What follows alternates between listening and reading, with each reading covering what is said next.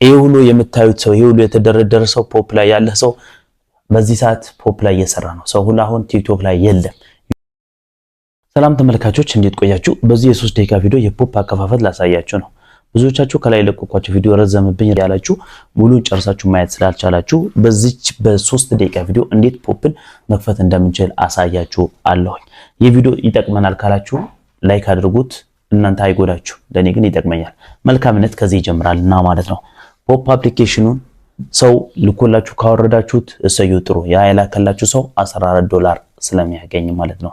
ለሴት ከሆነ ለወንድ ከሆነ አያገኝም። ፖፕ ካልሆነ ደግሞ ከአፕሊኬሽኑ ካወረዳችሁት ከፕሌይ ስቶር እንደዚህ ስትከፍቱት እንደዚህ ይመጣል።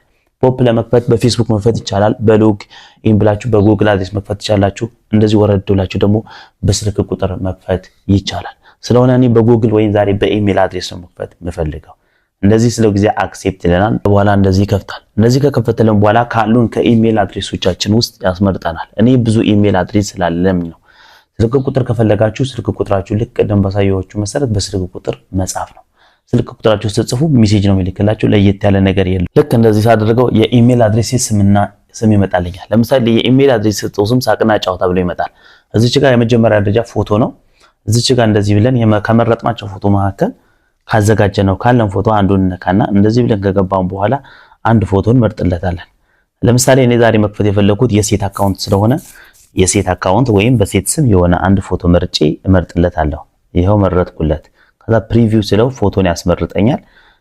ኮምፕሌትድ እለዋለሁ።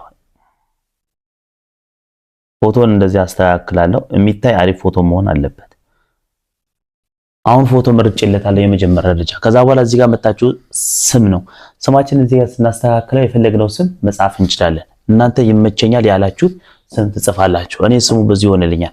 ከዛ እዚህ ጋር ስንወርድ ያለው ነገር ምንድነው? ልደት የተወለድንበት ቀን ነው።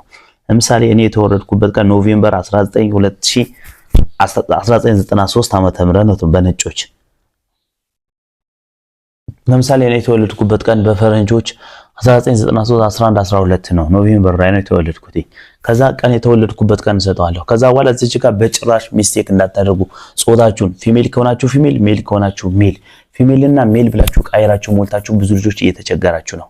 ከዛ በኋላ ገና ማመልከት ይጠበቅባችኋል። የፊት አሻራ ስላለው ሜል ብላችሁ ፊሜል፣ ፊሜል ብላችሁ ሜል ካደረጋችሁ አያስገባችሁም።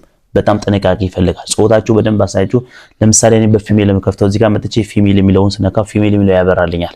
ከዛ በኋላ እዚህ ጋር ሰብሚት በሌለኛል። ሰብሚት ፕሊዝ ኢንተር ዩር ካውንትሪ አልሞላሁም። እዚች ጋር በጣም ይቅርታ አገሬን እሞላለሁ። ያለሁበት ሀገር ኢትዮጵያ።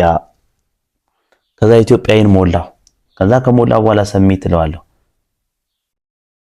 በቃ እኔ ካሁን በኋላ ፖፕ አፕሊኬሽን ከፍቻለሁ ማለት ነው። ፖፕ አፕሊኬሽን ለመክፈት ይሄ ነው።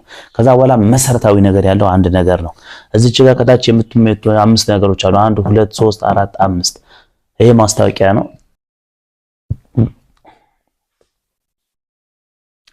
ቀጥታ ልክ ሲከፍትልን ፖፕ ላይ ስንገባ እንደዚህ ነው የሚመጣልን።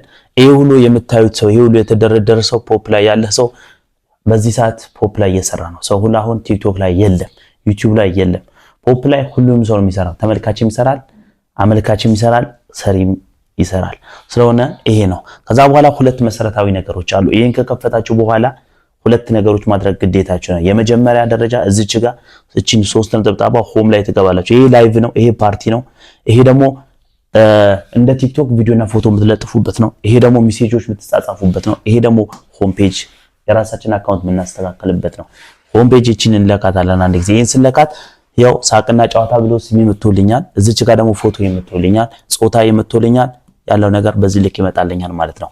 ከዚች በኋላ መሰረታዊ ነገር 2 ነገር ማድረግ አለብኝ። አንደኛ እዚህ ጋር የፊት አሻራ አውተንቲኬሽን፣ የፊት አሻራ ካልሰጠን በጭራሽ አይቀበልም። የፊት አሻራ ካልተቀበልን ቪዲዮ ማንገባን ፓርቲን መስራትን ብር መስራት አንችልም። ስለሆነ ምን ማድረግ አለብን? የፊት አሻራ መስጠት አለብን። እዚህ ጋር ጎ እንለዋለን። ጎ ስለው ጊዜ እዚህ ጋር ፎቶ አስገባ ይለኛል። ፎቶ አስገባለሁ። ከዛ ደግሞ ሰርቲፋይቱ የፊት አሻራ ይለኛል። ስለሆነ የፊት አሻራ መስጠት አለብን። ከፍ ዝቅ ወደ ጎን እንደዚህ ትላለች ልጅቷ አሻንጉሊቷ። ያን ማድረግ አለብን። የፊት አሻራ መጀመሪያ እዚች ጋር ፎቶ፣ ከዚች በኋላ ይሄኛው ሂጃብ ምናምን ምንም ነገር እዚች ጋር አይቻልም። ምክንያቱም የፊት አሻራ ለራስ የሚቀመጥ ነው። ውስጥ ላይ እዛ ጋር ለራስ ሴኩሪቲ ነው። ፕሮፋይል ላይ የሚወጣ ነገር ለሰው የሚታይ ነገር አይደለም። ስለሆነ አንድ ፎቶ እዚህ ጋር መርጬ ሰጠዋለሁ። የፈለኩት ፎቶ ማድረግ ስለማልፈልግ ነው። እዚህ ጋር ደግሞ አሻራ ይለኛል። እኔ አሻራ ካደረኩ አንድ እድል ብቻ ነው ያላችሁ። አሻራችሁን ያዙ፣ በደንብ ክፈቱ። ይሄን ጨረስኩኝ። ከዛ በኋላ ደግሞ እዚህ ጋር ትመጣላችሁ። በጣም መሰረታዊ ነገር ያለ ኤጀንሲ አይሰራም። ኤጀንሲ የምትላለች ማይ ኤጀንሲ ላይ አንድ ጊዜ ትገባላችሁ፣ ክሊክ ታደርጉታላችሁ። ማይ ኤጀንሲ ክሊክ ስታደርጉት መጀመሪያ ላይ እንደዚያች አይነት ጽሁፍ ይመጣላችኋል። እቺ ጽሁፍ ትመጣለች። ከዛ እዚህ ጋር ጽሁፍ ላይ ትመጡና ምን ታደርጋላችሁ መሰላችሁ? ይሄው የአይዲ ነምበር እዚህ ጋር የምትለው ላይ ማለት ነው።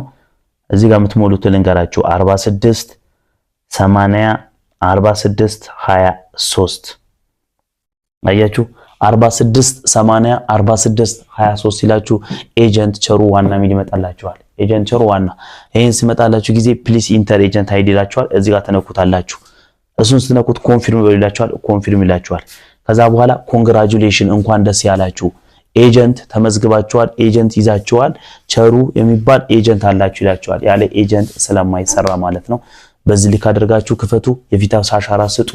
ከዛ በኋላ ኤጀንት ነምበር ይሄን አስሞሉ። ይሄን ከሞላላችሁ በኋላ ዋትስአፕ እና ቴሌግራም ላይ ስልክ ቁጥሮች አስቀምጬላችኋለሁ። ይበልጥ ደግሞ ቴሌግራም ላይ ግሩፖች አለው፣ እዛ ላይ ነው። ዩቲዩብ ላይ በዚህ ልክ እናስተምራለን።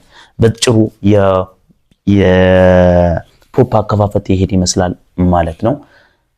ከዚህ ቀጥሎ ሌሎች ትምህርቶች የምትፈልጓቸው ከላይ ፓርት 1 ፓርት 2 ፓርት 3 ከአስከ 10 ስለ ፖፕ ሙሉ ነገር አለ። ኮይን እንዴት ነው የምንሰበስበው፣ ገቢ እንዴት ነው የምናገኘው፣ በኢትዮጵያ ንግድና በቴሌብር እንዴት ነው ብራችን ወጪ የምናደርገው፣ በውጭ ሀገር ባንኮች እንዴት ነው ወጪ ማድረግ የምንችለው የሚሉ ሁሉንም ሰርቼላችኋለሁ አንድ ባንድ ማለት ነው። ስለሆነ በዚህ ልክ ተመዝገቡ። ኑ ፖፕ ላይ ቁጭ ብላችሁ የሀብት ማማ ላይ ቁጭ በሉ። እኔ ዩቲዩብ ትቼ በዚህ ሰዓት ፖፕ እየሰራሁ ነው። ጨርሻለሁ። ይሄን ይመስላል። ለእናንተ ይሄን ሐሳብ ከጠቀማችሁ ቪዲዮን ላይክ ማድረግ እንዳዘነጉ። ይመቻችሁ። ቻው